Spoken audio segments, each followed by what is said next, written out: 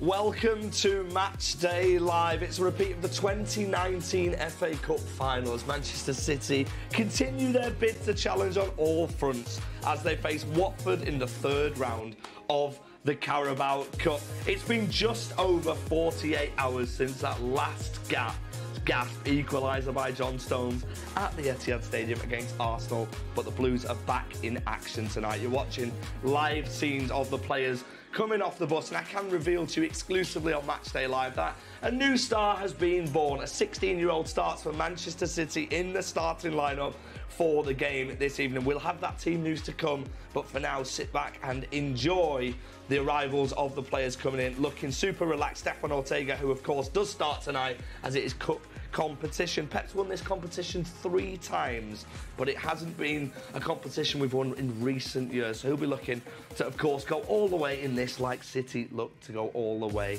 in everything. Jack Grealish looking super relaxed as we see the rest of the players coming from the bus, and our club captain Kyle Walker as well, who played such a big part, of course, in the game on Sunday. But here we are live at the Etihad Stadium, and it's with great pleasure to say I am in the Matchday Live studio with 2 absolute legends, David James and Kit Symons. But first, let's reveal to you that Manchester City team to face Watford this evening. In goal is Ortega Moreno, and then it is club captain Kyle Walker, John Stones, and then 16-year-old Caden Braithwaite making his full Manchester City debut at the Etihad this evening. And then it is Rico Lewis and a start for Nico O'Reilly, who we saw so much of on pre-season. Mateus Nunes starts, as does James McAtee, Jeremy Doku, Jack Grealish, and our 47, Phil Foden. The substitutes for Manchester City is Ederson, Ruben Diaz, Mateo Kovacic, Ilkay Gundogan, Bernardo Silva, Josko Vardiol, Manu Akanji, Savinho, and Jacob Wright. Joining me in the studio for today's fixture is David James and Kit Symons. Welcome, gents. Welcome to the studio. JMO, it's been 2 days. Some of these players are already, you know, will they still be feeling it in their legs, do you think? I think a few of them will be, yeah. I mean, it was an epic game. It doesn't feel like 2 days ago. Maybe it's because it's been the topic of conversation with so many people for so long. But yeah, there'll be a couple, and that will probably be demonstrated in the fact that there's so many changes in the starting lineup. 9 changes, Kit, but I mean, one man who starts is John Stones, and I think it's only fair we speak about John Stones. Fantastic moment for him at the weekend off the bench. How key is it having John Stones back playing? Well, he's brilliant. I mean, everyone loves him at City, don't they, within the camp and all the fans as well. He's such a popular figure and has been excellent. You know, he's been really, really good and can play different positions for us as well, as we know. Could be very important now that him stepping into that central midfield area. So, yeah, we'll see. But no, it's brilliant to have him back and scoring goals. Yeah, of course, he's so versatile as well, isn't he, JMO? John Stones starts, as does his England teammate Phil Foden. Surprisingly, this is his first start of the season for him. An unbelievable season last year. Yeah. Expecting more of the same? Yeah, well, I'm not surprised it isn't. I'm not surprised it's his first start, given that City's starts the season have been so good. He was rested, and I think what Pep is saying this season is, if the team's playing well, then the team doesn't change too much. So, but he was impactful when he came on Sunday. I think he might be impactful again today, and he might be saying to Pep, I want to play next game. And looking at the starting lineup, Kit, it looks like he could be in a false 9, we think, with Phil there. Like another player who's so versatile. We're so lucky at this football club to have players who can play absolutely anywhere. How do you think that role would potentially suit him? Yeah, it's not a problem to him at all. We've seen him do it before, and he's exceptional at it. I mean, him and McAtee will have great rotation and movement, and one will drop in and one will run beyond, and they'll mix it up. I think all the front four is so exciting, obviously, and I mean, even the 2 boys in central midfield as well, they'll be looking at bomb on as well. So, yes, it's an attacking lineup, and there's goals within it for sure. So, hopefully, we'll see plenty tonight. Yeah, we're absolutely blessed with such good quality here at Man City. 2 more academy graduates starting. We saw them a lot in pre-season, and the Community Shield, James McAtee, Nico O'Reilly. Good to see them back playing, isn't it? Yeah, I think McAtee in particular, because he's had a better pre-season this time round than he did last year. The fact that he's still here and not gone out on loan, I think he might score today. That's an early David James prediction. He might score 2 today. That's an even earlier David James double prediction. All right, Kit, listen, let's talk. We'll come back to that. We'll get that clipped up as well, because if he does score, we can use that absolutely everywhere, can't you? Well, feel free to use it where you want. Brilliant. Right, OK, well, we've got the... Just tag me in it. We've got the permission for him. Kit, any predictions? So if we're saying this build-up, every player's going to score. You can clip it, and surely one of them's going to be right. So, we'll have a go. Genius. Come on. Sounds like you know about the world of YouTube. That's brilliant. I love to see it. 16-year-old starting for Manchester City today. We'll score tonight. There you go. Another prediction. How many goals are we going to score tonight, gents? No comment. No comment. 16-year-old Caden Braithwaite. Let's talk about men's football and making that step forward. Kit, it's no mean feat making it in the first team. What an opportunity it is for the young lad. And it's men's football. It's at the Etihad. I mean, wow, what a step up. Absolutely incredible. I mean, what a night for the young boy and his family. You know, it's absolutely brilliant stuff dreams are made of, and this will be a night he'll remember for the rest of his life for sure. You know, hopefully he'll go on and have an incredible career, but your debut's always something special, and, you know, to be making it here for this football club makes it even more special. I mean, when you look at the starting 11 from tonight, you'll probably be able to see that there's academy graduates in there, and they'll help him. I think that's what I was going to say. I mean, the fact 16 is obviously still very, very young age to start, but when he's looking around that change room, he's going, oh, you did it as a teenager, you did it as a teenager, you did it as a teenager, and therefore they can give him their experiences and help him through. He'll be fine. Playing at centre-half against we'll have the Watford team for you in a minute, against a physical player who's probably played a lot of games in men's football. Is a huge, huge test. How important are the players around him in that back four? Yeah, very important. So John Stones, we spoke about him earlier, is, as well as being a very good player, is a really good character and has got good leadership qualities. So he'll look after him as well. Same with Kyle Walker, you know, and even like, you know, Rico now is still a young lad himself, but he's got that much experience now, and he seems like he's a really genuinely good character as well. So he'll get a lot of help, and obviously Ortega behind in goal. So we get a lot of help from these boys, which he'll need, you know, but I'm sure he's absolutely buzzing, looking forward to this. Yeah, I mean, we're absolutely buzzing to watch him, to be quite honest, in the studio. I mean, of course, we're not going to not speak about our goalkeeper with David James in the Matchday Live studio. Stefan Ortega, a Man City fans, of course, adore. He's shown his qualities before. Absolutely. And he starts tonight. Yeah, and again, I mean, that experience, it's going to be interesting how they play it. I mean, this is what I love about Ortega. The 1v1 situations, he has been superb for City. Absolutely superb. I mean, if you think about the cup runs they've gone on in the last couple of years, he has been sort of front and centre at some of the performances. I think, if I'm not mistaken, I think it was a couple of years ago, the first round, he made like half a dozen saves to get City in a position to challenge. So, yeah, he'll be good. But I'll be curious to see how he plays with regards to McAtee and not having Erling Haaland. Last time I saw him play live was at Luton, 6-0 win in the FA Cup, and he was just passing the ball straight into Erling Haaland because Luton were doing a press. He's got those capabilities with his passing range. He's got the saves. He's got a lot of good attributes for a goalkeeper. I mean, that save, can we just play that Tottenham save again? Yeah. We were just admiring it. Let's roll that again, shall we? What an absolutely unbelievable save. I mean, what I like so much about this is how he stays up so long. Yeah. Everything about it. I mean, he's kind of reading Son as well, but if he was in a position where he could do or react to whatever Son does rather than committing himself early, I'm slightly envious of the split movement. I think if I did that now, I would probably require some hospital treatment. Yeah, that's flexibility, right? Yeah, superb. I really do like him as a goalkeeper. And what impressed me, he backs off so quick, and he knows he's got to get back to then get set in his position. He's so agile and quick with his feet. Yeah, and he's confident on the ball. I mean, the difference between it, Edison doesn't seem to show any emotion, whereas Ortega will go into positions and you can see him confidently moving around. Edison just thinks, oh, I had it under control, and you think, really? But Ortega, yeah, I think he's got a chance today of having a big impact on the game. Yeah, we're definitely in safe hands, absolutely. Listen, let's talk a little bit about the weekend, shall we? A little bit? Just over 48 hours ago. We started the game off with the opener. Great work from Savinho into Erling Haaland, Kit. Yeah, and you just know, as soon as you see that, he's going to score. You know, it's so good, and you're so confident seeing him go through and goal like that. I mean, it's good work. I mean, the Arsenal defence is split a little bit, but he does so. He's so strong and so quick. You're not getting back to him at all.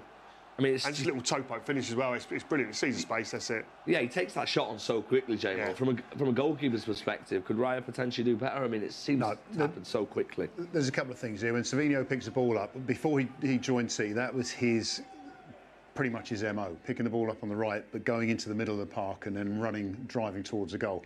When he plays a hurling in there, Raya, who had a very, very good game, he would have been expecting a proper shot. When I say a proper shot, laces, side foot, something like that, the fact that Erling toe pokes it is cheeky.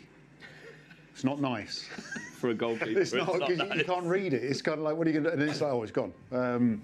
Superb finish. And again, when you look at the goals that he's already scored, all 10 in the league this season. Savinho's part of it as well was brilliant. The timing, the weight of the pass and the timing of the pass. He puts it in nice and early as well. How well has he settled in with a City shirt? It seems like he's been playing here for years already. None of that, let's just let him settle in. He has got in that team and he has taken his chances, hasn't he? Well, I thought Doku settled pretty quick last season, but he just, I mean, he took a couple of games, maybe Doku, but I remember seeing Fulham here last season. I think it was his debut when he came on, and took a little bit of time maybe to settle, but did it pretty quickly. But yeah, Symons just like quicker than snow. He's off and flying and looks part of the, as if he's been here for ages already.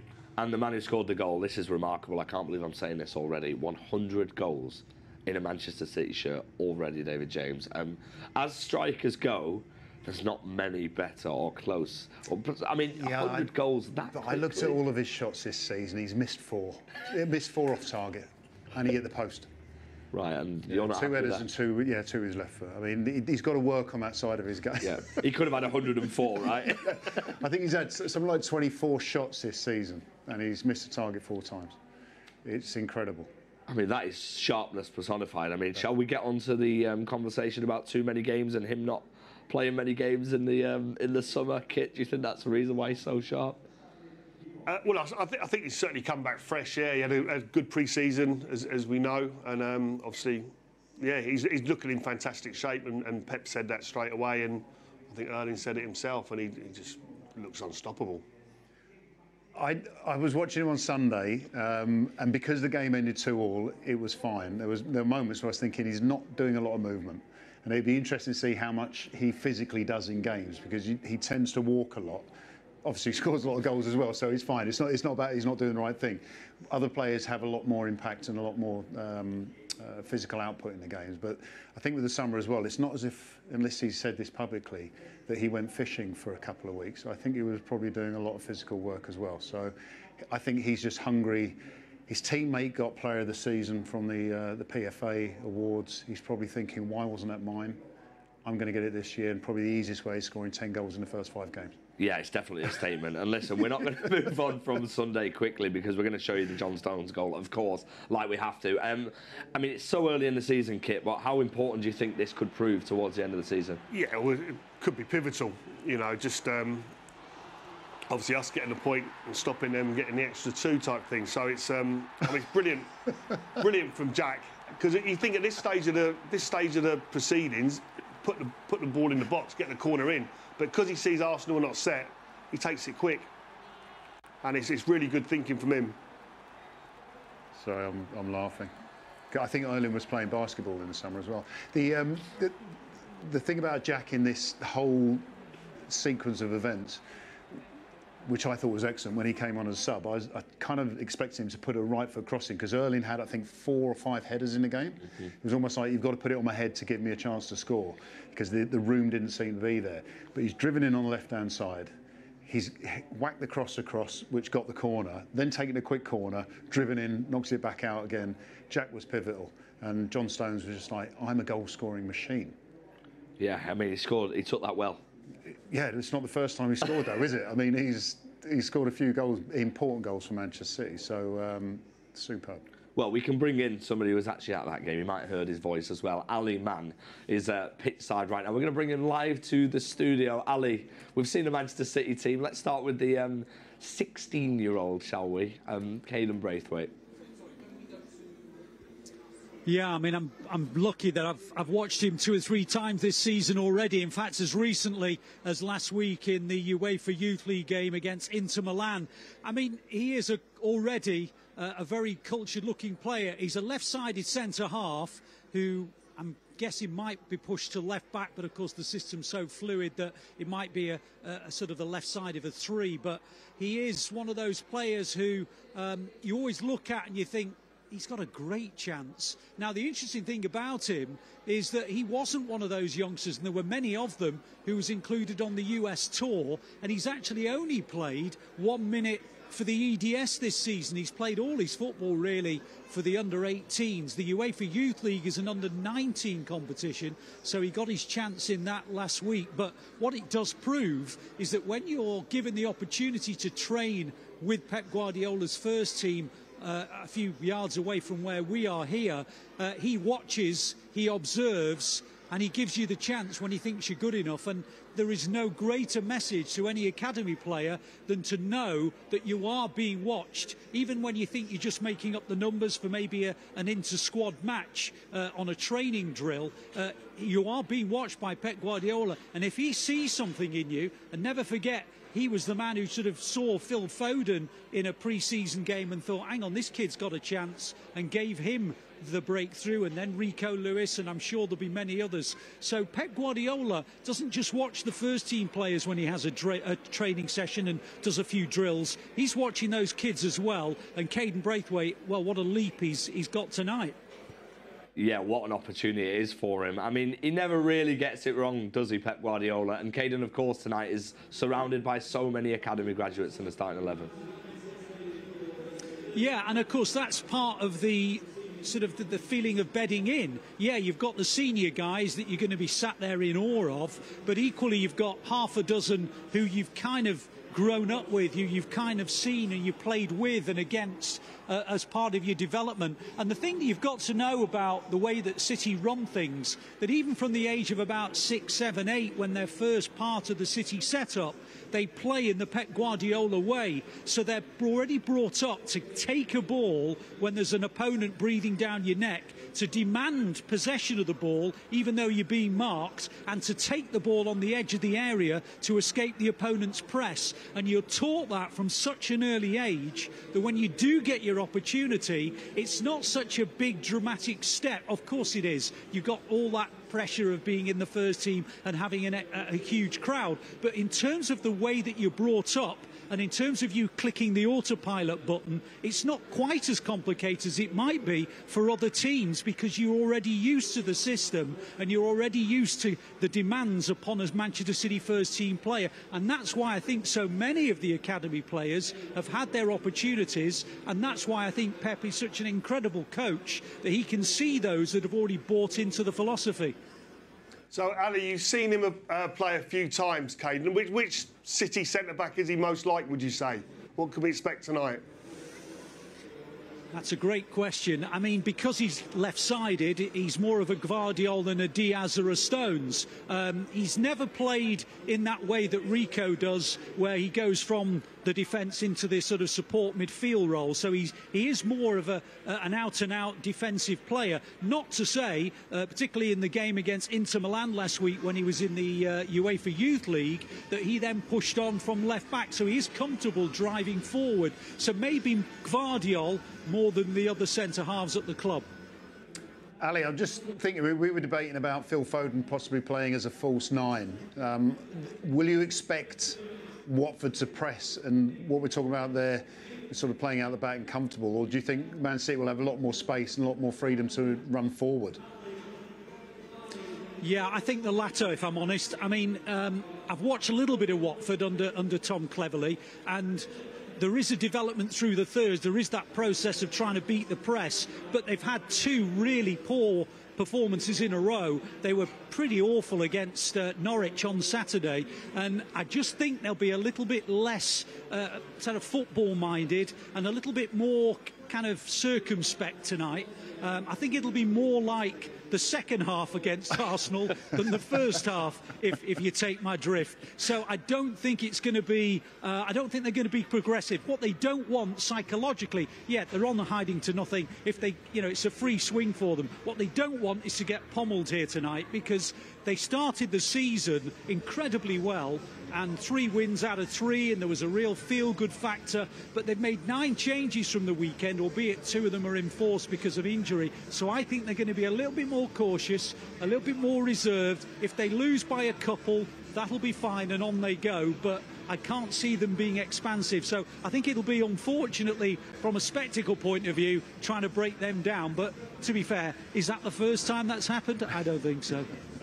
It isn't the first time in the last couple of days, actually, Ali. Here is the Watford starting 11 for you. In goal is Bond, and then it is Porteous, Ince, Loser, Seema, Bayo, Ogbonna, Morris, Barr, Ebaseli and Larouci. Substitutes are on the screen. There's 9 changes from the weekend, as Ali just said, and there is a place on the bench for former Manchester City Academy player Tom Dele-Bashiru.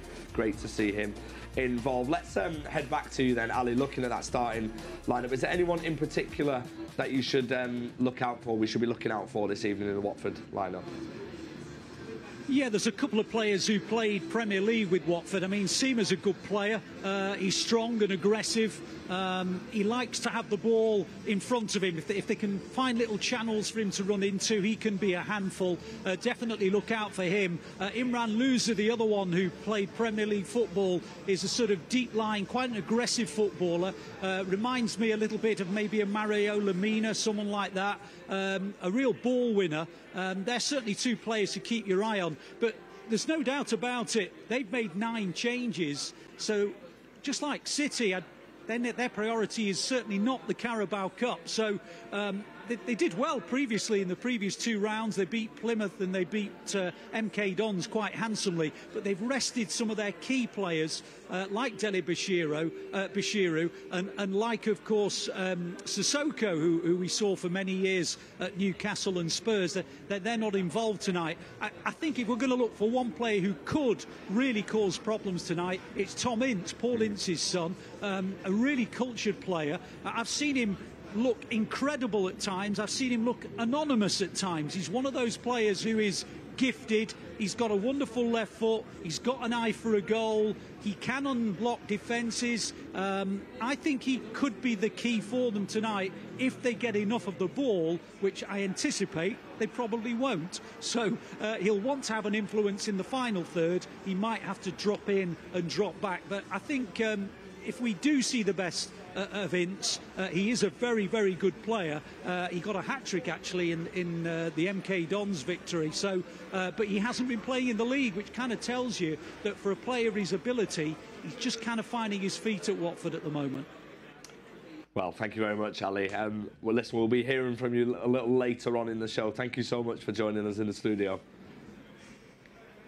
What a guy. Right, OK, let's have 9 changes to this side. JMO, I mean, still an opportunity for every single one of these players to make a mark.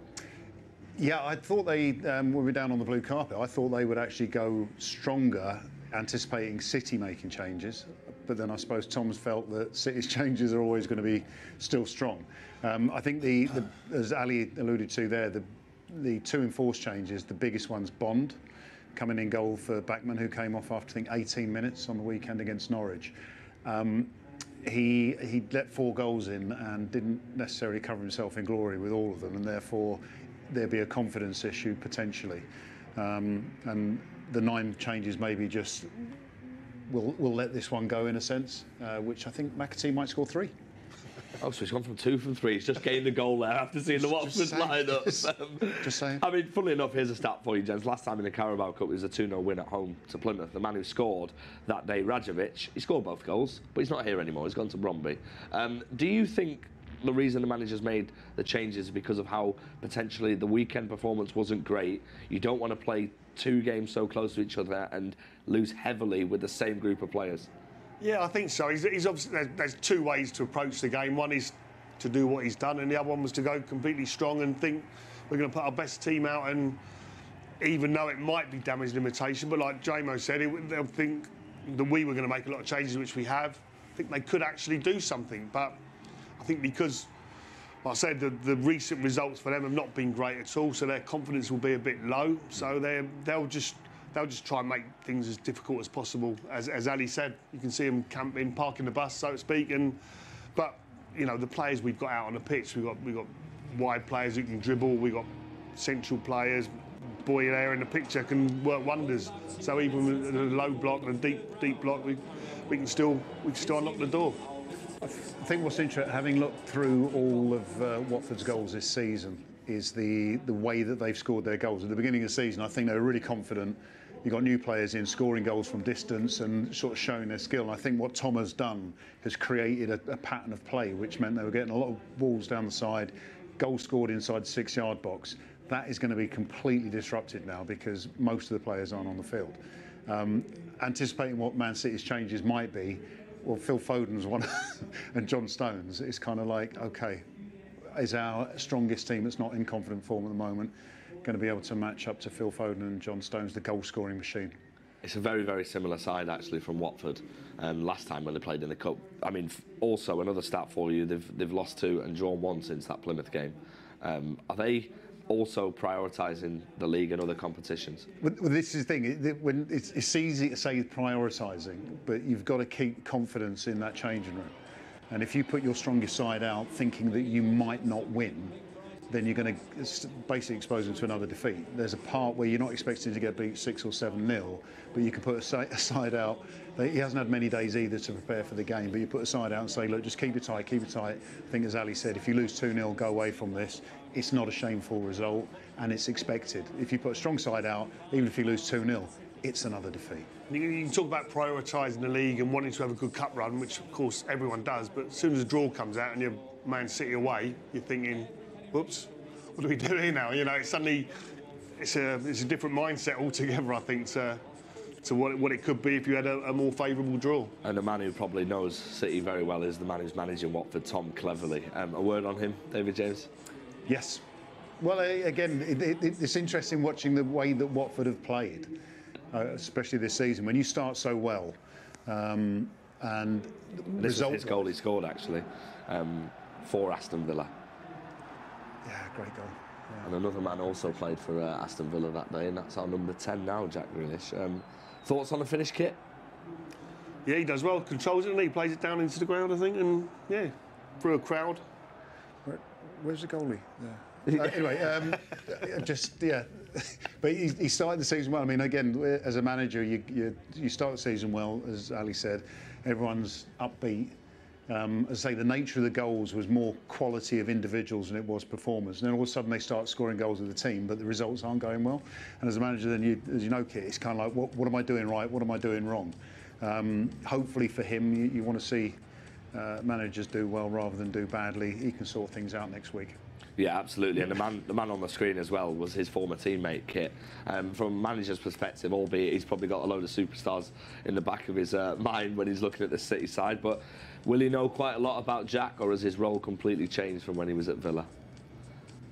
Yes, very different, I think, to when he was at Villa, but he's still the same very talented, creative, inspirational individual. So he'll know, like I say, he plays a more disciplined role now as part of the team, whereby Villa he was the main man and would just pick the ball up in all sorts of areas and go on mazy dribbles and stuff like that. It's very different the way he plays now for City, but still loves taking players on, as we saw on Sunday, to help us get the equaliser. You know, suddenly give me the ball. I want to make something happen, and he's very much like that still, and a real inspiration.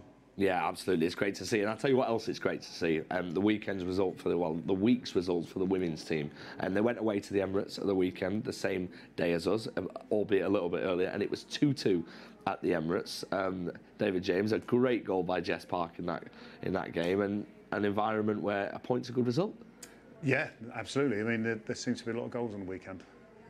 But it's a good start with Arsenal, one of the favourites to challenge, as always, in the WSL. I haven't actually seen these goals, apologise. This one was from Miedemar, of course, against her old club. A bit of a deflection. What a signing, by the way. An absolutely brilliant signing, settled in really, really well. Just actually saw Gareth when we went downstairs, and he looked reasonably happy with himself, I think. So he was quite pleased with the way things went. I mean, it's so important. So this City side came so close last season to doing, you know, wonderful things. And it was actually the game against Arsenal at the Joy where things sort of went against them. A strong start in a title race is vitally important, isn't it, JMO? It is, but then I think the nature of this game dictated that it would be played at the Emirates. Playing in front, again, we talk about crowds and stuff. I mean, you're playing in front of Arsenal's big home crowd. It's important to get that. And that was a sensational finish. I mean, goal, yeah, what a goal it was by Jeff Park. Great touch and then bang. I mean, no keeper saves that. Well, it's a good touch, but it's sort of really awkward. It's a bit sort of behind her as well. She does ever so well to generate that power. It's fantastic, and it's absolute pinpoint as well, right in the stanchion. There's no saving that. And when you look at the women's team as well, the amazing work that everyone at City is doing with the women's team, of course, they sold the naming rights to the stadium. It's now the Joy Stadium. They went on a pre-season tour. They're making their own training facilities. It's really, really nice to see the growth of the women's game and also this club taking active responsibility to do that. And it's massive for the players, isn't it? It is, and they're flying the flag, really. I mean, Arsenal obviously were the sort of standout women's team a couple of decades ago. Moving forward, I mean, I met one of the original Arsenal ladies team from the 1985-86 season, and it kind of started. Arsenal took lead of it, but what City are doing now is showing other football clubs this is how you need to look after the women's team. This is what you need to do to develop the women's team. And the fans who come and watch the men's team and the women's team, you've got the young girls who will aspire to be part of the City team. So fair play and well done to Manchester City. Yeah, we can't wait to see more of them, and you guys can actually see more of the women's team on Thursday in the UEFA Women's Champions League. Paris FC at the Joy Stadium, the second leg, scored from the first leg 5-0, Kit. A fantastic start. I mean, we expect them to go through with that scoreline. Yeah, you'd be very surprised if that was to get overturned, wouldn't you? So, no, I'm sure they'd be very confident to be getting through with that. Yeah, and there are, of course, tickets available for the game at the Joy Stadium if you want to go and watch. And, of course, if you can't make it to the game, it will be on City Plus. Now, moving on, our official supporters club have donated over £50,000 to City in the community. Let's head down to Ali to find out more. Yeah, thanks, FG. Welcome to Pitchside. I'm joined here by Sam Dainty, who is the head of fundraising and partnerships at City in the community, and Kevin Parker, who's the General Secretary of Manchester City Official Supporters Club. Gents, thanks for joining us Pitchside. I'm going to come to you first, Sam. Just tell us about what's been raised and how you're intending mainly to use these funds.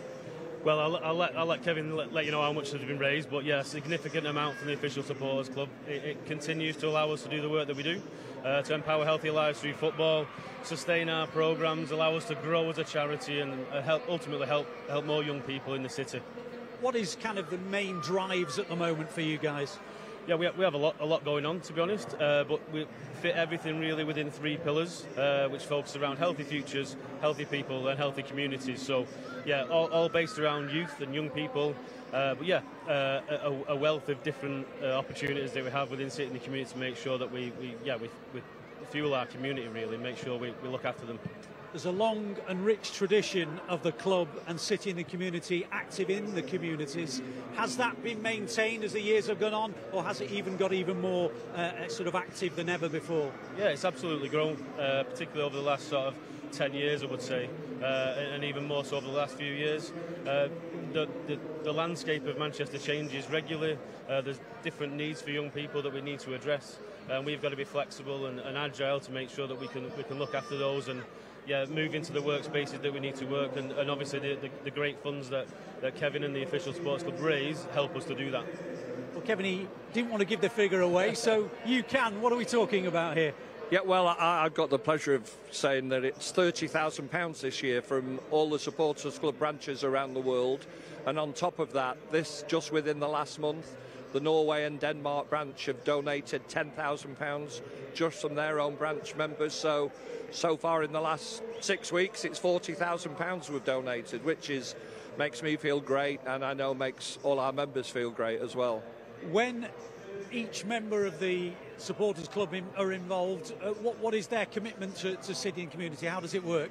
Well, every membership fee that we take £1 out of that and give that to City and the community. And the reason we do that now is so that everybody knows, irrespective of where they are, whether they're here in Manchester or Mumbai or New York, they know that they're personally contributing to City and the community. And that makes us feel very proud, to be honest with you. We started this idea a few years ago with when there weren't as many members in the supporters club, you know, and the donations were about £5,000 a year. Now that the supporters club and the football club continues to grow, that's helping City and the community as well. This has always felt like a family whenever I've been involved, and I go back as many years as you, I think, Kevin. How significant is it that these partnerships, they were in the Main Road era, they're most definitely here at the Etihad Stadium as well? I mean, absolutely, and I think it's part of the City and the community, I think, is as big a part of how you feel as a City fan as watching them play at Main Road. I think we've taken City and the community with us, and it's still the same. Listen, we've had fantastic contacts with them, particularly with Alex Williams, who is an ambassador for City and the community. He's a life vice president of the supporters club, so that history is always about. People question history and Manchester City, they don't know what they're talking about, because it's here in our hearts, and City and the community is a very, very big part of that.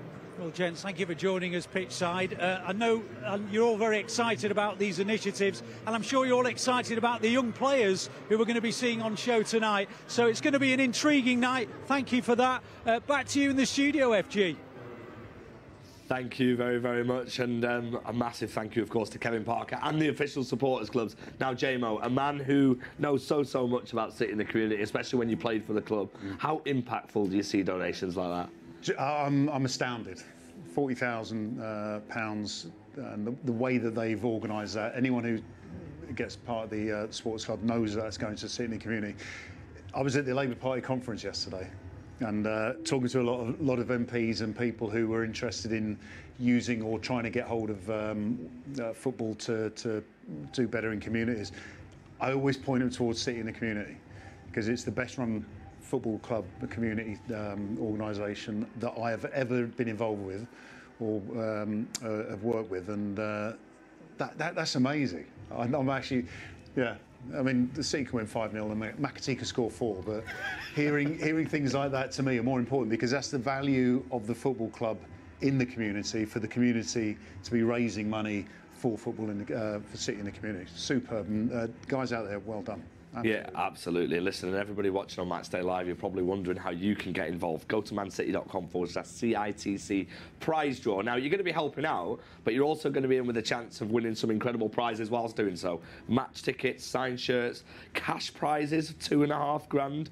All you need to do is sign up to the CITC prize draw at mancity.com/CITC prize draw, as shown on the graphic on the screen right now. Absolutely amazing work, and we can't wait to see how much more money we raise. I'm buzzing. Oh, seriously, I'm buzzing more. Well, not more than maybe the 2-2 draw on the weekend, but that is superb. Yeah, I mean, it's so important, and yeah. Kit, like, especially for a football club of this magnitude, they've kept that going for so many years, and it's been something that, with our success, they've grown on. It has. It's been great to see, and you know, even years ago when I was playing at the club, it was such an important part of it, and Alex was obviously doing a big role then, but it's sort of grown and grown as the club's sort of grown and the success has grown. It's so important to stay in touch and to understand your local community, and to do everything you can to, because the football club's a huge part of the community, so you need to do your bit to help the people, and likewise, it's just so good to see. It's been brilliant. Yeah, it absolutely is. So we can't stress enough, everyone watching on Matchday Live, please get involved. Good luck with all the prizes. I'm going to try and win a signed shirt. I'm going to get involved. Of course, why not? Goes to CITC. Maybe not. I'm getting a signed shirt of James McAtee when he scores 4 tonight. All right, let's talk about our opponents then, Watford. Let's take a trip down memory lane, shall we, gents? We've got a few goals to show you from previous encounters. I'll tell you what we'll do. We'll start with Watford's last win against City. David James, do you know the year? Oh, this was on the blue carpet. It was something. It's a good few games ago. We haven't got the goals for that, of course, anyway, because we don't show us getting beat. Watford last beat Man City in 1989. 4th of March in the League Division 2, which is now the Championship. 1989? 1989. That was the same year that we beat Man City in the FA Youth Cup. Oh, so you were playing for Watford then? Watford's youth team, yeah. We don't have the goals for that, unfortunately, either. So what we'll do is we'll move on to the next set, shall we? Watford have never won at the Etihad. Kit, records like that, how much do they matter in modern times?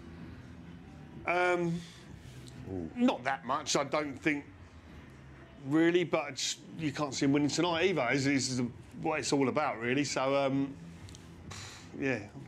I can't. Yeah, it'd be very tough for Watford tonight, but and I think that record will continue. They still won't win at the Etihad. I think there's a player. You go, oh, who cares about records? It's our chance to break the record. But inevitably, you usually leave the stadium going, we've just extended that record by another year. And I, like Kit, without being overconfident, you'd be surprised if it was broken today. I mean, Watford did last win in Manchester versus City in 1987, which is another really poor record for them from their perspective. But, I mean, they did get a win in Manchester, just outside of Manchester, in 2021 against Manchester United. 4-1 win in the Premier League. We haven't got them goals, but I would like to see them. We would have loved to have seen them, so maybe we'll get them next time as well. Right, total record versus Watford, 22 wins. 5 draws and 6 losses. When you look at records like this, Kit, when you're preparing for games like this, does it really matter? Not past history going back that far, but recent history will be important, and the way, just where the two teams are at the moment, and you know they will realise there is a gulf between the two clubs at the moment for sure, and they will, and clearly by Tom Cleverley's team selection, you know, changing 9 players. He's very mindful of that as well. And of course, you're watching on the screen 2019 FA Cup final, memorable day for every Manchester City fan. As cup finals go, to win 6-0, JMO, in a cup final is impressive.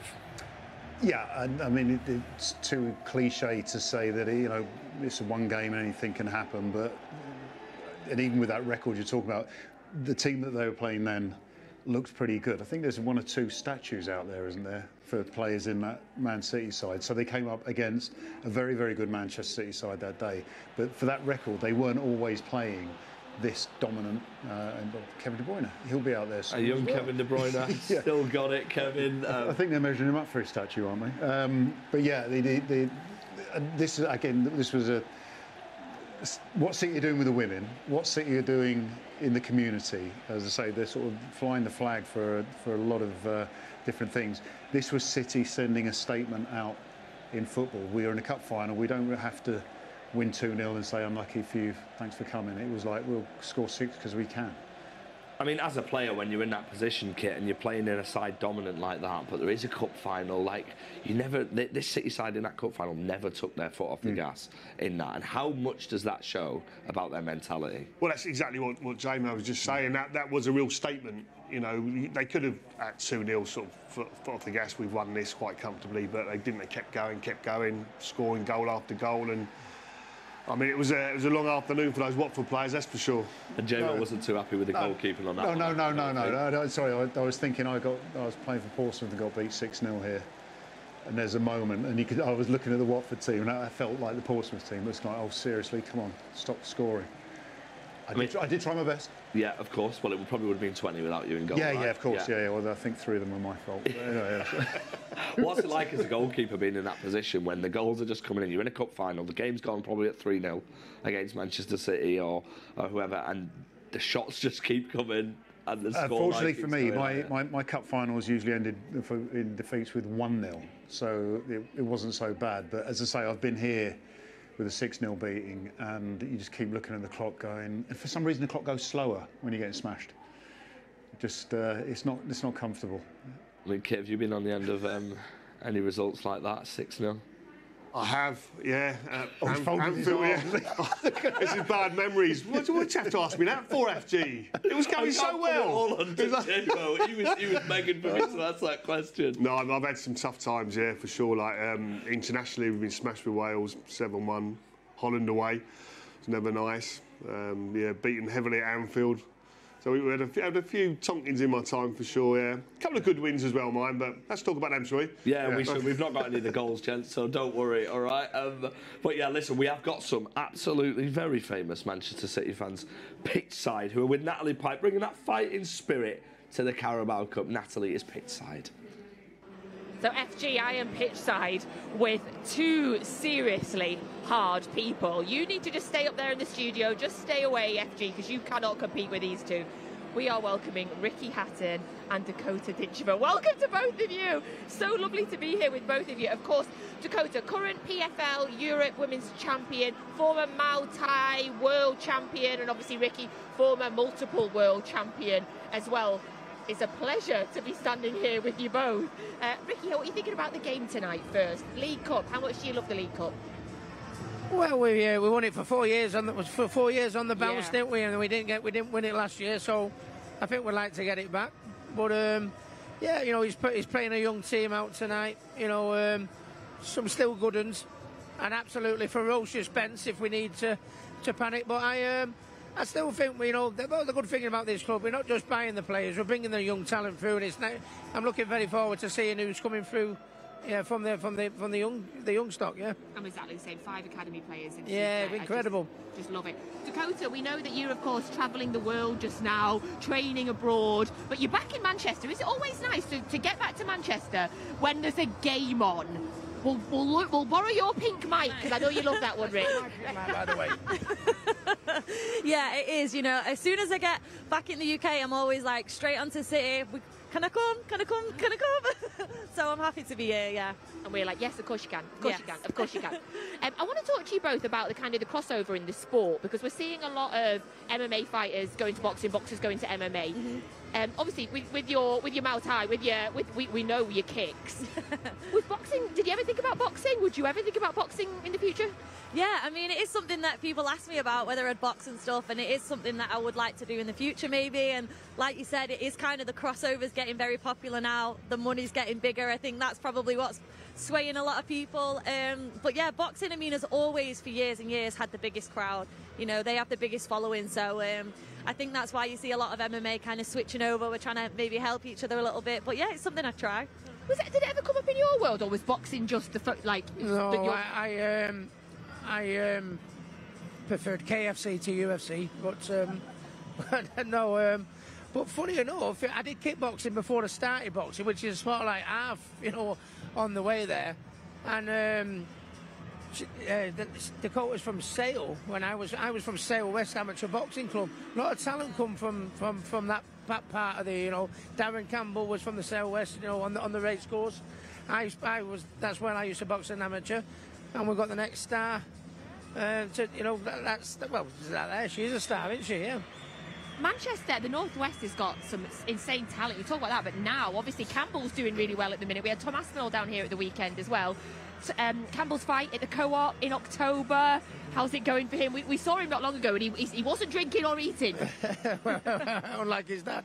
But yes, I'm very, very proud of Campbell. He's changed trainers, you know, and he's gone training up in Essex. And Campbell's had to have a lot of stick, you know, from people saying he's only getting where he's got because of his dad, you know, and stuff like that. But he lost his last fight. And if it tells you what my son's all about, he's straight in there in his next fight against the lad that beat him. And if he puts it right, you know, that's not through his dad, that's of his own doing. And I'm very, very proud of him, yeah. He's always a lovely young man when he comes down here, talks really, really well. I'm sorry, SG, we've got to come back up to you now. I'd love to keep talking to them all day, but there's a kick-off happening in about 20 minutes. So thank you, Dakota. Thank you so much, Ricky. Pleasure. We're going to go back to the studio. Thank you very much, Nat. Welcome back to the Matchday live studio. Unfortunately, we've lost a guest. I probably shouldn't have asked him. about how his games were. That was the last action for him, but you can listen to him, of course, on the commentary for today's game on City Plus. First things first, a word on Dakota and a word on Ricky, and of course Campbell Hatton as well. Younger Ricky, fantastic to see some great representation in the fighting world in the form of Manchester City fans. Absolutely. I've got a pair of signed Ricky Hatton boxing gloves. How did that come about? And he's got a pair of he probably had a pair of David James signed Goldie gloves from when I was at the club. So I like Ricky. Yeah, and I'm certain that he likes you as well. It's absolutely unbelievable. So we've seen the famous fighters, but it's City Watford today. So let's move on to music, shall we? We've got some very, very famous musicians. First things first, we've got, of course, none other than Noel and Liam Gallagher from Oasis representing Manchester City. JMO, managed to get them Oasis tickets yet? Apparently the email is delayed. Right. And once I get the email, then I can get in the queue. Right, okay, yeah. Well, that's going to be fantastic. I hope you enjoy that one. Of course, we've got Elton John, who represents Watford. We've actually got a very special game for you to show your knowledge, all right? And hopefully this can get back to someone from Oasis and get you in that queue. I went hat shopping with Elton John in China. Oh, really? When I was a kid. Okay. Anyway, let's go. Well, amazing. Right. Okay. So what's right? Okay. Buzzing on you. Okay. Listen, I want you to. I'm going to put the first lyric. I'm going to say it out loud. Obviously, and no, I would love to sing it, but they're not letting me, unfortunately. Okay. So I'll give it away. They just said in my ear I can sing. Not a chance. Right. Okay. Right. The lyrics are in order. I need you to tell me whether it's from Oasis or from Elton John. Oh. Okay. Okay. I think you're the same as me. We see the things they'll never see. Oasis. Correct. 1 out of 1. Looking like a true survivor, feeling like a little kid. Oh, Elton. He knows his stuff. I love this. Okay. I don't have much money, but boy, if I did. Elton. What was the answer, sorry? Elton. Correct. Okay. Go and tell that to the man who lives in hell. I don't think Elton ever used that word in any of his songs. So I'm going to go for Oasis. Let's have a look on the screen, shall we? It is Oasis. Indeed. Mars ain't the kind of place to raise your kids. Elton. Dude, that's my karaoke. That's my karaoke song. That is. I'm trying to raise the tension here, but you just know absolutely everything. Even the graphics are behind you here as well. In my mind, my dreams are real. That's got to be Oasis. Let's wait for the graphics. It's Oasis. Absolutely spot on. Is it my imagination, or have I finally found something worth living for? Oasis. Absolutely. Yep, it is indeed. Oasis. Rolling like thunder under the covers. Elton John. Elton John. I was singing it there. It's correct. Because we need each other, we believe in one another. Oh, I'm going to go for Elton John. You're going to go for Elton John for that one, because we need each other, we believe in one another. Yeah. That's incorrect. Is it right? It's Oasis. Got it wrong. Because we need each other, we believe in one another. I feel like Mikel Arteta, last minute, it all went wrong. That's a really, really good way to lose, in the last minute. I love that. Listen, you were so close to 100%, but you actually did absolutely brilliant. You actually did beat the graphics as well, so that definitely deserves something for you.